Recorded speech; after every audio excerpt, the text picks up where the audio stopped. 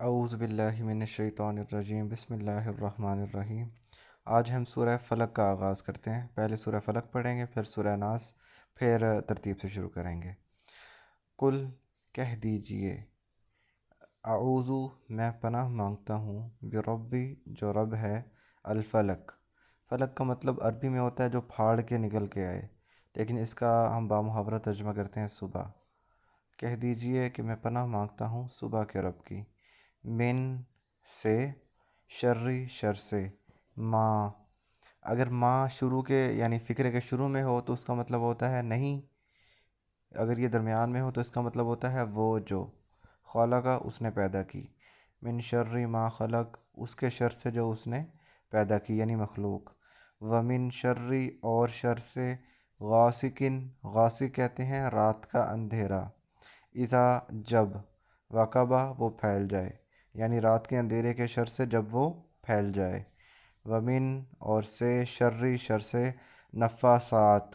نفاسات کا مطلب ہوتا ہے پھونک مارنے والیاں، جیسے مؤمنین مؤمنات، مسلمین مسلمات ہے نا، اسی طرح یہ نفاسات ہے جمع مؤنث کا صیغہ۔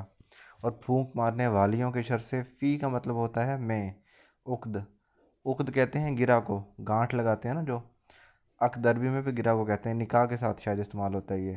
ومن شر النفاسات فی العقد اور گرہ لگا کے پھونک مارنے والیوں کے شر سے، اس کا مطلب جادو ہوتا ہے۔ جب بھی جادو کر رہے ہوتے ہیں تو یوں ہی ہوتا ہے نا، وہ پھونک مارتے ہیں پھر گرہ لگاتے ہیں، پھر پھونک مارتے ہیں پھر گرہ لگاتے ہیں، تو وہ اس سے جادو سے تشبیہ دی جا رہی ہے۔ ومن شر حاسد اور حاسد کے شر سے، اذا جب، حسدہ وہ حسد کرے۔ بامحاورہ ترجمہ اور مختصر سی تفسیر کر لیتے ہیں۔ کل اعوذ برب الفلق کہہ دیجئے میں پناہ مانگتا ہوں صبح کے رب کی، کس چیز کے شر سے؟ من شر ما خلق ہر اس چیز کے شر سے جو اس نے پیدا کی۔ اس دنیا میں بہت ساری ایسی مخلوقات ہیں جن کا ہمیں علم ہے اور جن کا علم نہیں ہے، جیسے سانپ بچھو وغیرہ، یہ چیزیں یہ ہمارے پاس سے اچانک نکل آتی ہیں، ہمیں اس کا پتہ نہیں چلتا۔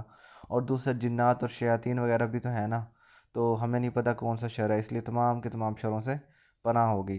ویسے تو مخلوق میں تمام چیزیں آگے آ گئی جو آگے تین چار بیان ہو رہی ہیں، حاسد، رات کا اندھیرا وغیرہ، لیکن جیسے ہم کہتے ہیں نا تمام شروں سے پناہ دے، خاص طور پہ ان شروں سے، تو اللہ تعالیٰ سے یہی ہم کہہ رہے ہیں کہ اے اللہ تمام مخلوقات کے شر سے پناہ دے، لیکن یہ جو آگے شر ان سے خاص طور پہ، آگے کون کون سے ہیں؟ ومن شر غاسق اذا وقب رات کے اندھیرے کے شر سے جب وہ پھیل جائے۔ رات کے اندھیرے میں کون کون سے شر ہوتے ہیں؟ سب سے پہلے تو سارے چوریاں ڈکیتیاں اور قتل وغیرہ یہ سارے رات کو ہوتے ہیں۔ عرب میں تو رات جو ہے نا بڑی خوفناک چیز ہوا کرتی تھی، رات میں ایک قبیلہ دوسرے قبیلے پہ حملہ کر دیتا تھا، لوٹ مار کے لیے ان کے بچوں کو قتل کر دیتا تھا، ان کی عورتوں کو غلام بنا لیا کرتا تھا اس طرح۔ تو جب وہ صبح ہوتی تھی نا، صبح جب ہوتی تھی تو وہ سکھ کا سانس لیتے تھے کہ شکر ہے رات کو کسی نے حملہ نہیں کیا ہمارے اوپر۔ اور آپ صلی اللہ علیہ وسلم کی ایک حدیث میں ہے کہ رات کو شیطان وغیرہ مغرب کے ٹائم نا پھیل جاتے ہیں، اس لیے اپنے بچوں وغیرہ کو اندر گھروں میں رکھو۔ اور ایک اور شر جس کا ہمیں علم نہیں ہے وہ ہے چاند کا شر، رات کے وقت جو ہوتا ہے نا، یہ آپ کو پتہ ہے 14ویں رات کا چاند پانی کو اپنی طرف کھینچ کے سمندر میں لہریں پیدا کرتا ہے، اور ہمارے دماغ میں بھی تو فلوئڈ موجود ہے نا، تو اس وجہ سے یہ پاگل بھی کر سکتا ہے انسان کو، دماغ پہ اثر ڈال سکتا ہے۔ اور آپ کو پتہ ہے لیونر جو ٹرم ہے وہ چاند کے لیے یوز ہوتی ہے نا، لیونر ایکلمس وغیرہ اس طرح، اور پاگل کو بھی لیونیٹک کہا جاتا ہے، وہ اسی لیے کہا جاتا ہے۔ ومن شر النفاسات فی العقد اور پھونک مارنے والیوں کے شر سے، گرہ لگاتے ہوئے۔ تو ایک تو والیاں کیوں کہا ہے، فیمیل کا صیغہ کیوں استعمال کیا، وہ اس لیے کہ جو جادو کر رہا ہوتا ہے نا وہ ایک بندہ نہیں کرتا بلکہ ایک جماعت مل کے کرتی ہے، اور جماعت کے لیے صیغہ مؤنث استعمال ہوتا ہے، جماعت آئی جماعت گئی، تو اس طرح۔ اور دوسرا خواتین بھی زیادہ تر جادو میں کیا کہتے ہیں شامل ہوتی ہیں نا، تو اس وجہ سے فیمیل کا صیغہ استعمال کیا۔ اب جادو آپ صلی اللہ علیہ وسلم پہ بھی ایک دفعہ ہوا تھا، آپ صلی اللہ علیہ وسلم بیمار سے رہنے لگ گئے تھے، تو جس پہ حضرت محمد صلی اللہ علیہ وسلم پہ یہ دونوں صورتیں نازل ہوئی تاکہ یہ دونوں صورتیں پڑھ کے اپنے اوپر دم کریں۔ وہ آپ صلی اللہ علیہ وسلم پہ جادو اللہ تعالیٰ نے اس لیے ہونے دیا تھا کہ آپ صلی اللہ علیہ وسلم کو لوگ یہودی جادوگر کہتے تھے، تو جادو ہونے دیا، تو اس لیے آپ صلی اللہ علیہ وسلم اس چیز سے نکل آئے، جادوگر کے لقب سے۔